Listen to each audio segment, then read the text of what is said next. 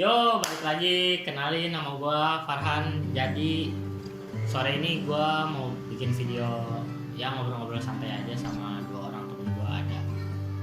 Gua mau ngobrol tentang ya lebih ke sharing-sharing aja sih, sharing-sharing pengalaman mereka berdua tentang naik gunung.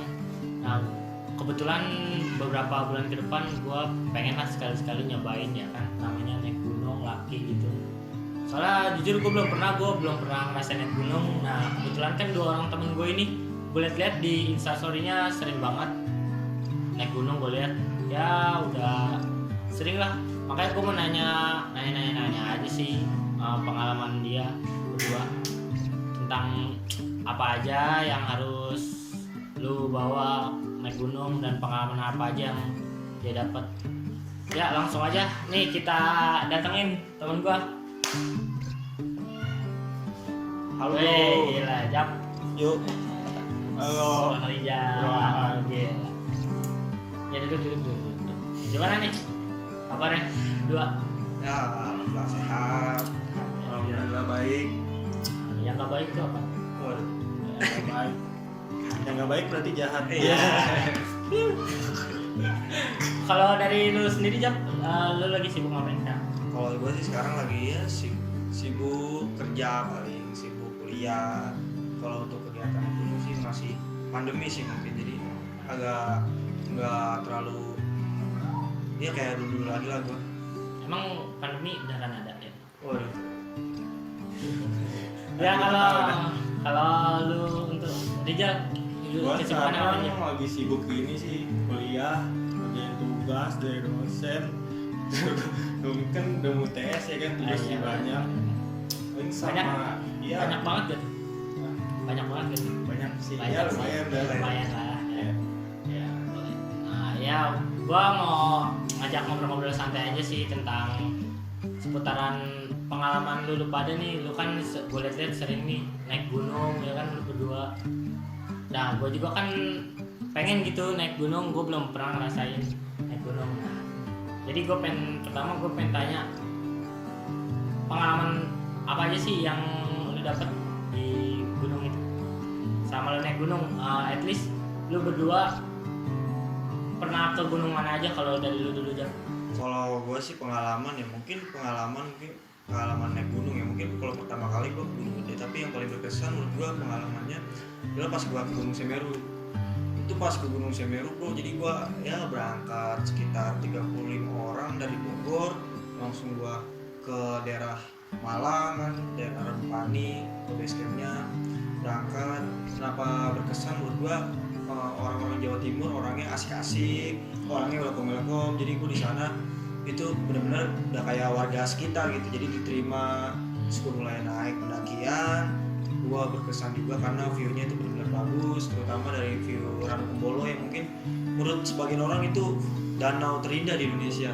Jadi menurut gue itu keren banget tuh danau. Habis itu gue naik lagi dari Ranukumbolo selang sehari lanjut ke puncaknya. Itu menurut gue ke puncaknya itu sangat berkesan. Kenapa? Karena di pendakiannya tuh nggak sama kayak gunung-gunung lainnya. Jadi itu pendakiannya benar-benar jalurnya vertikal. Jadi benar-benar gua naik selangkah turun 3 langkah, gua naik selangkah turun 3 langkah.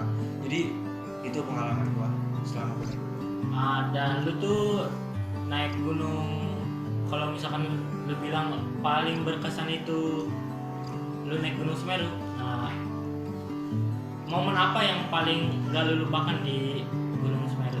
Momen yang gua nggak lupain sih yaitu benar-benar solidaritas temen sih. Solidaritas. Oh, kalau boleh tahu tuh lu berapa orang naik? Sekitar 35 orang. 35 orang. Tuh lu kenal semua? Waduh, ada beberapa yang gua nggak kenal sih. Wah. Ya, Jadi kayak campuran aja gitu. iya, ya? campuran, jadi borongan.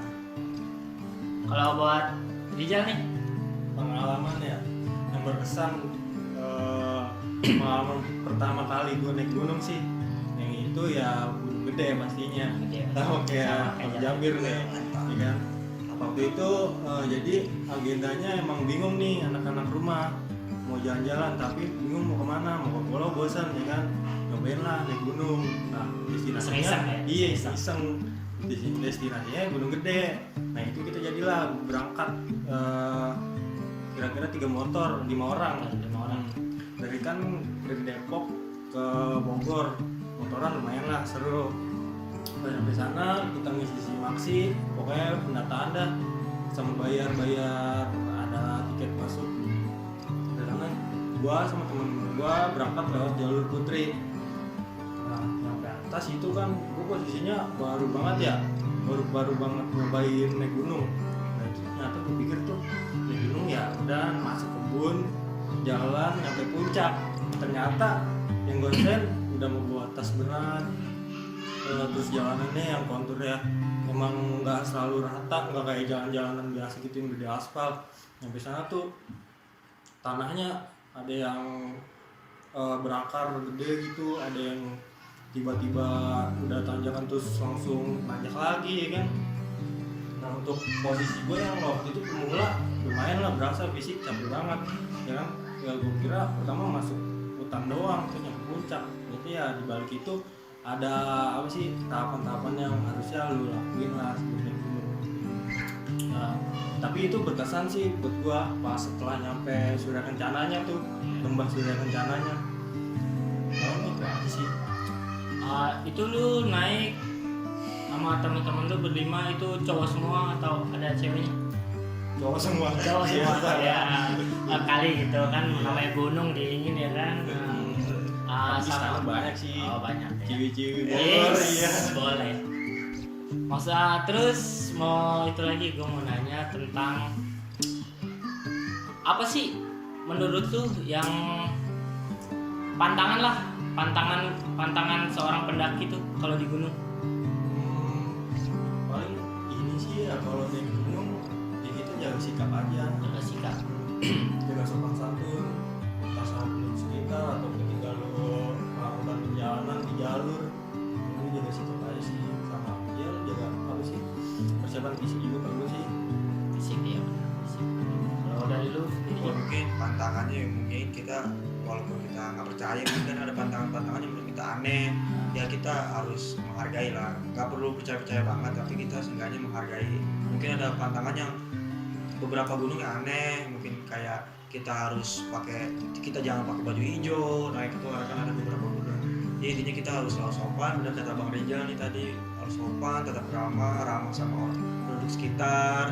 Ya yang penting menghargai adat dan istiadat di daerah sana. Nah, terlepas dari view yang bagus, capeknya lu jalan naik ke atas gunung. Nah, ada gak sih kejadian selain di luar itu yang bisa dibilang mistis lah? Kita ngomongnya horor ya. Ada gak kejadian dari lu berdua tuh pernah ngalamin sendiri pas naik gunung dari dulu Jam? Kalau gua sih horor ya alhamdulillah sih baru sekali ya itu. juga. Alhamdulillah ya. Alhamdulillah. Jangan sampai nambah lagi nih, Jangan Bang. sampai nambah lagi. Bang. Nah, ingat. So itu pas ke Gunung Cikura itu daerah Garut ya, itu ketinggiannya 2821 mdpl. Itu pada saat itu gue naik tuh belum naik sih, jadi masih di bawah base camp gitu kan, sebelum naik itu nyampe jam 12 malam. Itu ada warung gitu, jadi gue rencananya naik paginya tuh jam sorry 7. dulu.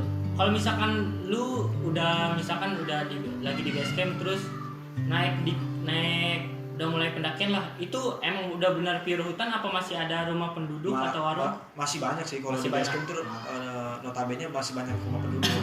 Jadi di situ kan masih ada rumah penduduk, masih ada warung. Kan gue rencana di warung itu sembari nunggu besok pagi gue tidur dulu di sana. Jadi akhirnya gue bangun tenda di warung tersebut sampai berselang waktu tuh sekitar jam 1 tuh gue bangun tenda, gue tidur sama teman gue. Kan tenda kapasitas 4 cuman yang datang 5, jadi solusinya biar muat karena gue taruh luar, jadi 5 orangnya masuk semua tuh. Jadi mau ngomong harus berlima tuh Iya, satu tenda. tumpukan jadi Udah. dia tumpukan. Habis itu gue tidur selang berapa 5 menit nih, selang 5 menit tiba-tiba ada yang ngelilingin tenda. Maksudnya ngelilingin tenda tuh Itu jadi kayak kita ngerasa kayak ada yang ngelilingin tenda kita. Jadi kayak ada yang jalan-jalan gitu. Jadi iya.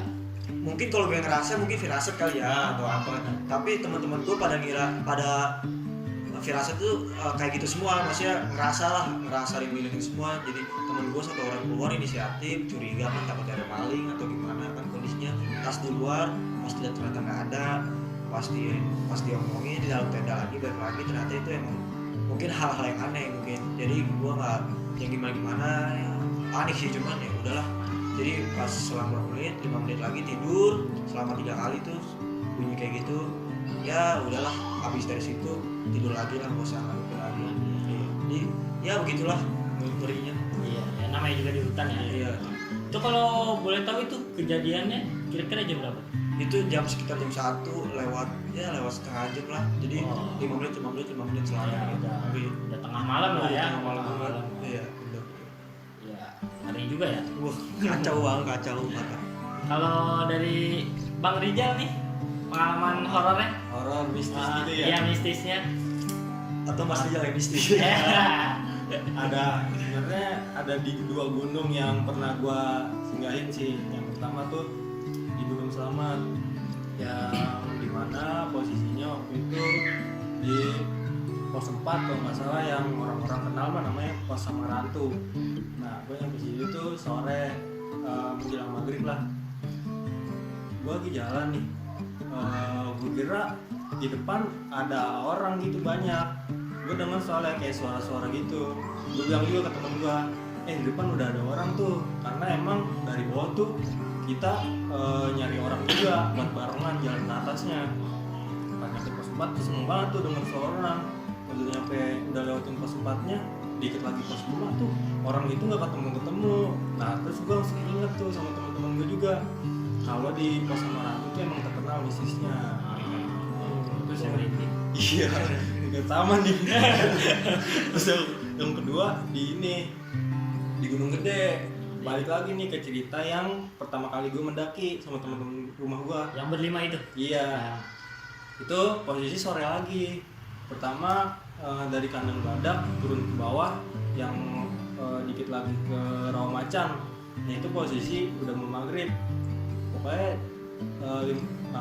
jam 6 kurang 5 menit lah. Iya, iya. Nah pas nyampe jalan di Rawamancan tuh pas banget maghrib, azan lah.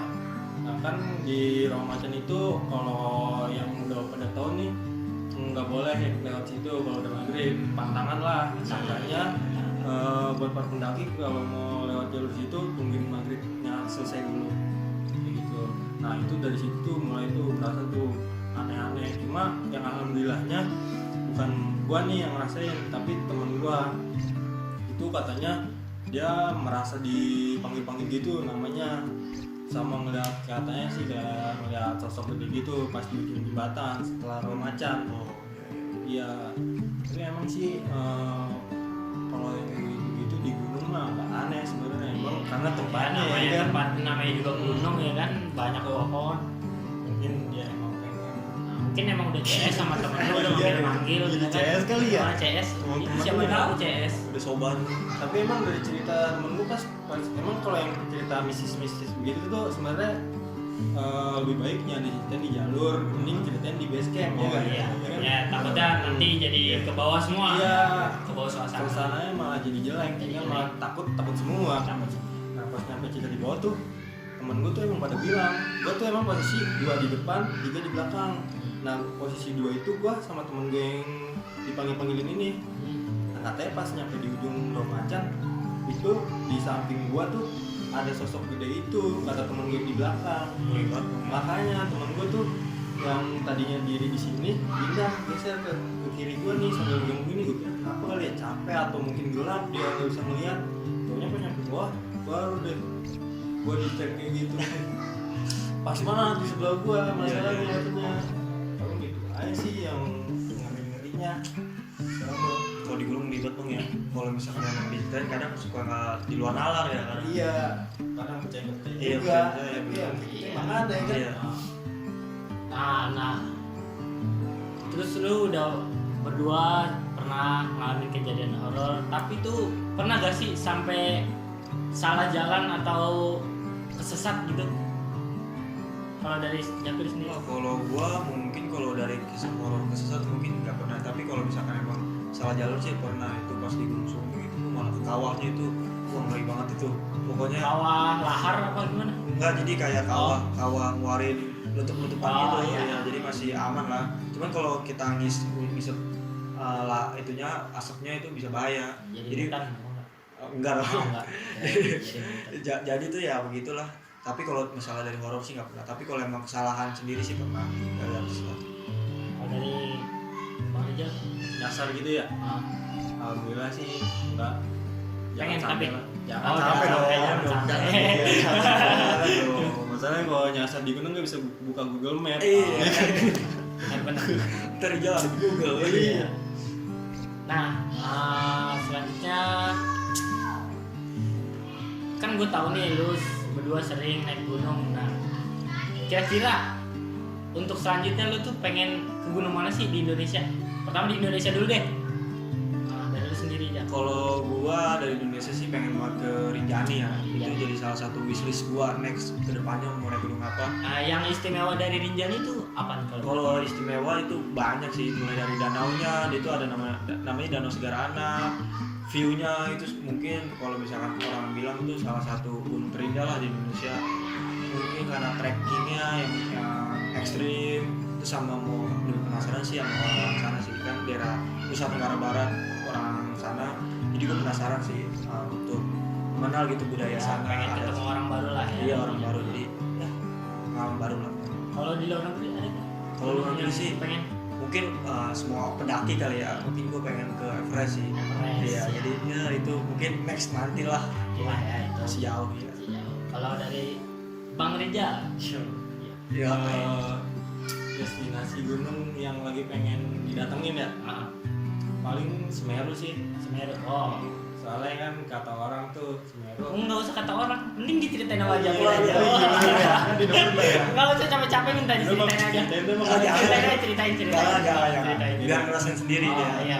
Kan katanya kan itu Semeru itu atapnya Pulau Jawa. Iya, Bener nggak? betul. Iya. Sampai Pulau Jawa. Sama ini danaunya, Danau Ranu Bolo. Ranu.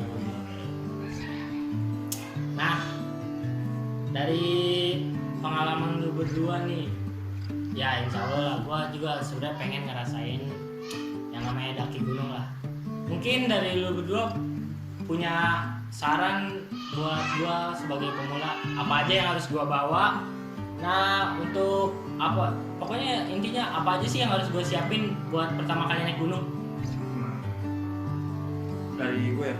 Ya. Kalau dari gue mungkin persiapannya mungkin kalau gue dari segi fisik sama mental ya.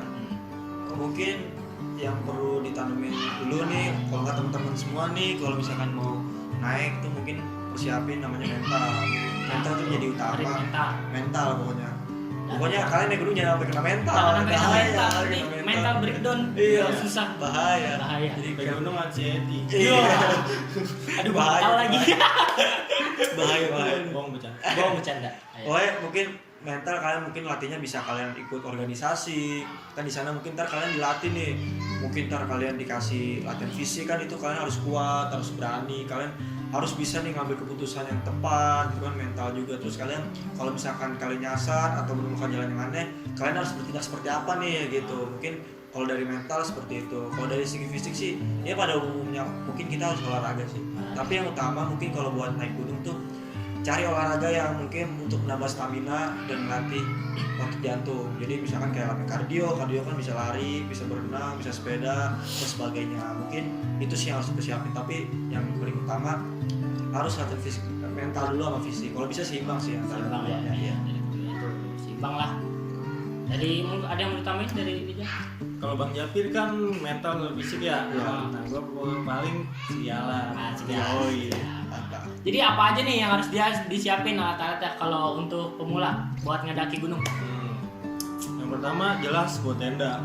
Buat Iya. hantu. Masa Jelas. iya mau tidur di rumput?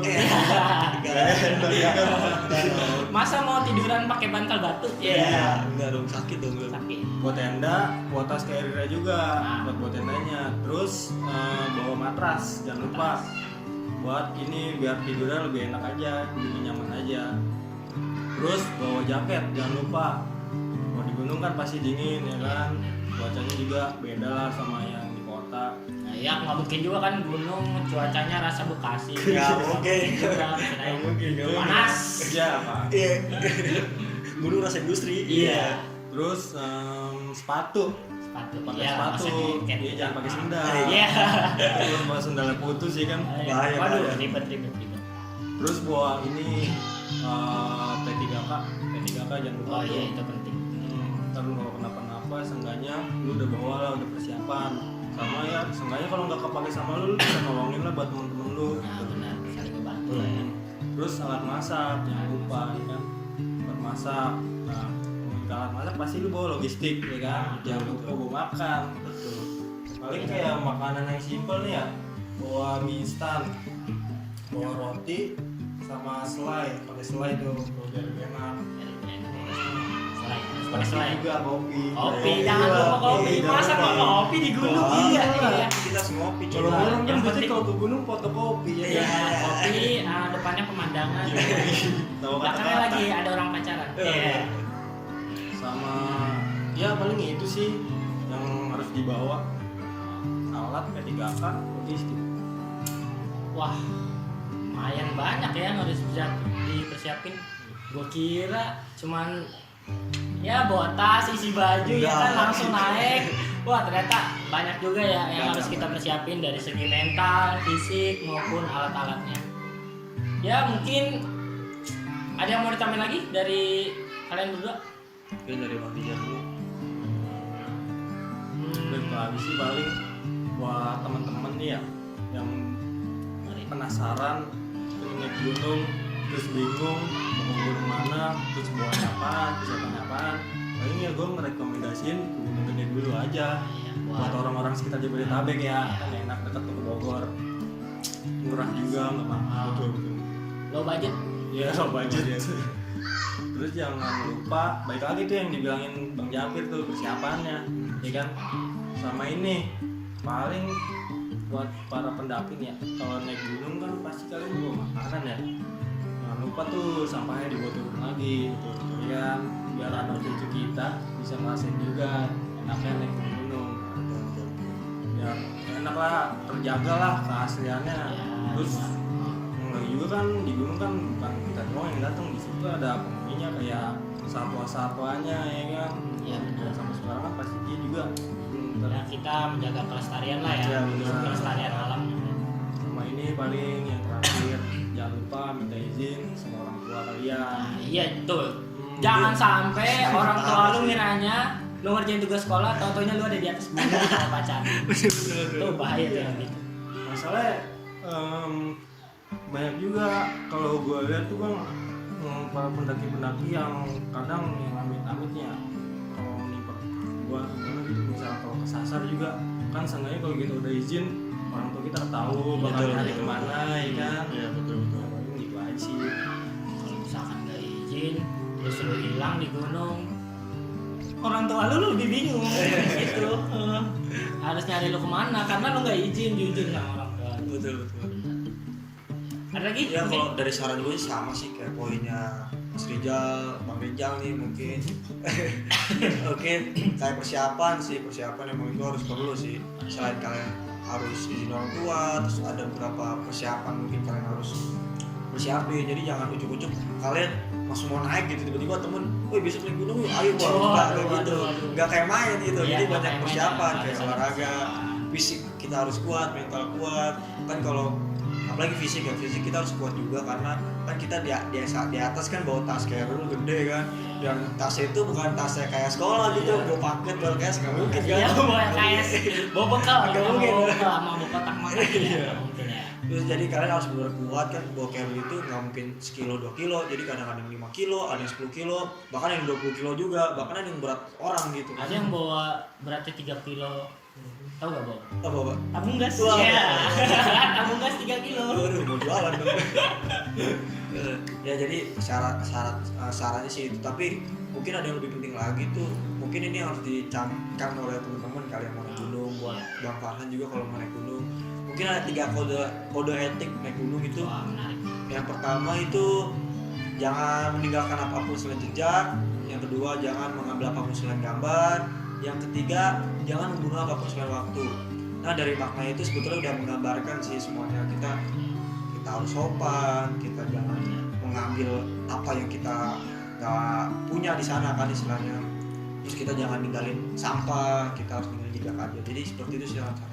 Ya sama kayak lu bertamu ke rumah orang lah ya, lu Iya, harus sopan, betul. minta izin, Iya jangan asal ambil barang ya kan, Betul, yang betul. bukan punya lu. Nah, jadi mungkin itu aja obrolan santai-santai kita sore ini. Mungkin nextnya kita bisa aja ngobrol bareng di gunung Wah, ya. asik. Tentuin aja jadwalnya, Bos. Oke, siap. Oke, siap, Nah, Bos. ditunggu aja guys videonya ya. Oke, Nah, siap. jangan kemana-mana, tetap saksikan. Ya, ya jangan kemana-mana, tetap